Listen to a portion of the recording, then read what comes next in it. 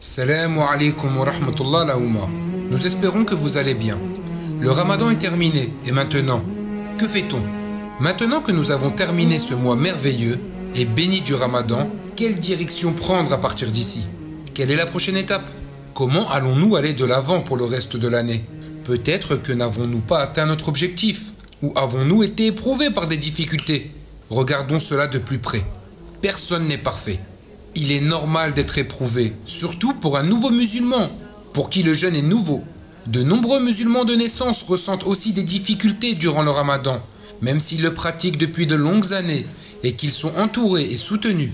Ce qui importe, c'est que nous avons fait de notre mieux. Dieu est miséricordieux et l'islam est une religion de miséricorde. Lorsque Dieu a légiféré pour la première fois certains actes de culte, il l'a fait par étapes pour aider progressivement la première communauté musulmane à s'habituer à ces rites. Au début, quelques jours de jeûne seulement dans l'année étaient obligatoires. Ensuite, les musulmans ont eu le choix entre le jeûne du Ramadan et le fait de nourrir des pauvres. Et enfin, le jeûne du Ramadan est devenu une obligation pour tout musulman capable de l'accomplir. Et si je manquais des jours? De nombreux musulmans ont manqué des jours de Ramadan pour diverses raisons. Certains peuvent avoir été malades ou ont accompli un voyage. D'autres sont trop âgés ou infirmes pour pouvoir jeûner. Vous avez peut-être aussi manqué quelques jours de jeûne. Si c'est le cas et que vous êtes en mesure de les faire, vous devriez essayer de les accomplir. Cela peut être fait à tout moment de l'année. Les mois d'hiver sont un moment propice pour attraper les jours, car la durée de la journée est plus courte et la température plus fraîche. Il n'est pas nécessaire de jeûner de manière consécutive pour s'acquitter des jours à récupérer. Il est possible d'intégrer des jours d'intervalle entre les jours de jeûne. Vous pouvez les espacer comme vous le souhaitez. N'arrêtez pas maintenant. Le Ramadan est peut-être terminé, mais nous devons poursuivre les bonnes pratiques du Ramadan durant le reste de l'année. Nous avons tous pendant le Ramadan essayé d'en faire plus, chacun à notre manière. Nous n'avons pas à pratiquer ces actes au même rythme que pendant le Ramadan. Mais en même temps, nous ne devons pas non plus négliger complètement ces actes de culte. Faire ce que nous pouvons, quand nous le pouvons, même si l'acte semble infime, est un acte aimé de Dieu. Le messager Mohammed, paix et bénédiction, nous dit que les actes d'adoration les plus aimés de Dieu sont ceux qui sont réguliers, même s'ils sont peu nombreux ou petits. Voici comment nous pouvons poursuivre les nombreux actes d'adoration après le Ramadan. Jeûner. Nous l'avons déjà mentionné ci-dessus. Si vous avez manqué des jours pendant le mois de Ramadan, s'acquitter de ces journées de la meilleure manière possible devrait être une priorité. En outre, vous pouvez, si vous le souhaitez, le faire tout au long de l'année.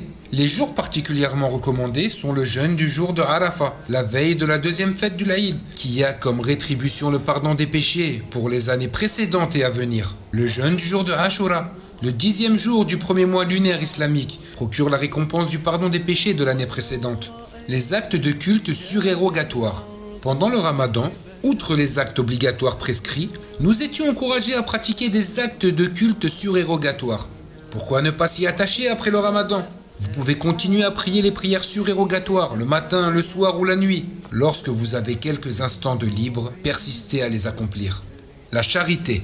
Pendant le Ramadan, nous avons été encouragés à aider les autres, que ce soit financièrement ou par d'autres moyens. La fin du Ramadan ne doit pas signifier d'arrêter ce soutien. Nous pouvons continuer à faire des donations et à aider les autres autant que nous le pouvons. La charité monétaire n'a pas besoin d'être très importante. Dieu dit à propos de la récompense de la charité: ceux qui dépensent leurs biens dans le sentier d'Allah ressemblent à un grain d'où naissent 7 épis, à 100 grains l'épi. Car Allah multiplie la récompense à qui il veut et la grâce d'Allah est immense, il est omniscient. La lecture du Coran. Le mois de Ramadan est le mois du Coran, au cours duquel nous faisons de notre mieux pour le lire et l'écouter le plus possible. Après le mois de Ramadan, notre lien avec le Coran doit se poursuivre. Passer ne serait-ce que quelques temps par jour en compagnie du Coran. Le lire, même via les traductions, est vertueux et procure de grands avantages. Faire des efforts pour apprendre à réciter le Coran en arabe, tel qu'il a été révélé. N'oublions pas que ceux qui ont du mal à le lire reçoivent une double récompense. Le mois de Ramadan nous a appris à adorer Dieu et à se rapprocher de lui de nombreuses façons. Notre défi maintenant est de continuer à pratiquer certaines de ces actions durant toute l'année. Merci à tous d'avoir suivi cette vidéo. N'hésitez pas à vous abonner pour ne pas manquer une vidéo et à mettre un pouce bleu afin de nous aider à monter dans l'algorithme YouTube. Et à très bientôt sur Jena TV. Assalamu alaikum wa rahmatullah.